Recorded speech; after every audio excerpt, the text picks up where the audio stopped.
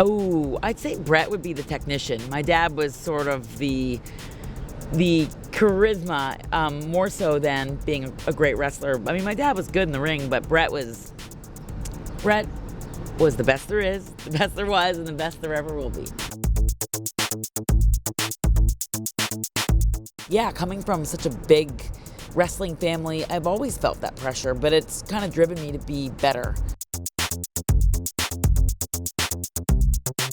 I always knew I was going to get to WWE, but I didn't want to come to WWE until I was really good, because I didn't want to be Bret Hart's niece that was just getting here because she was related to Bret Hart, or because she was a Hart. And I actually had a really hard time getting to WWE. It took me like 5 years of trying out, sending tapes, being rejected a lot, and I didn't understand why that rejection was important until, I finally got hired, and I realized, wow, because of that struggle, it made me a better wrestler. And by the time I finally got to WWE, I was ready to go.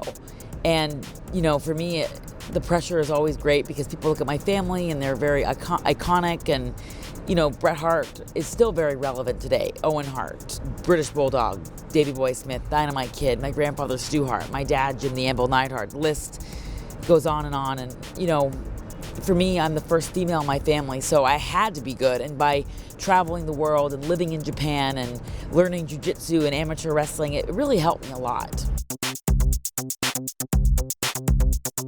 I haven't been injured in WWE before. So when I got hurt in November, I broke my ankle. And I was really ashamed of it. I was when it happened, because I hadn't been injured in WWE, and I kind of saw myself as being sort of invincible. And I just went through a really hard time this past summer with my husband getting hurt, and I was so anxious to get back and just be a part of our division.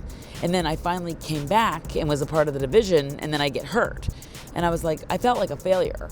And then I kept it a secret from everyone. I didn't want to talk about my injury, so I kept it a secret from everyone. And then finally I was like, I have to talk about this because everybody's been wondering where I am.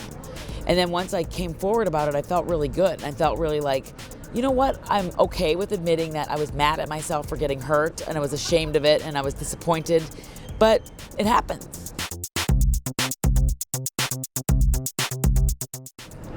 Beth Phoenix, Trish Stratus, Molly Holly. Are you talking about women wrestlers? Yeah, women wrestlers. Beth, Trish, Molly Holly, Lita, Sensational Sherry. Ooh, gosh. Maybe, okay, I need like a top 10. Definitely Bret Hart, Shawn Michaels, Eddie Guerrero,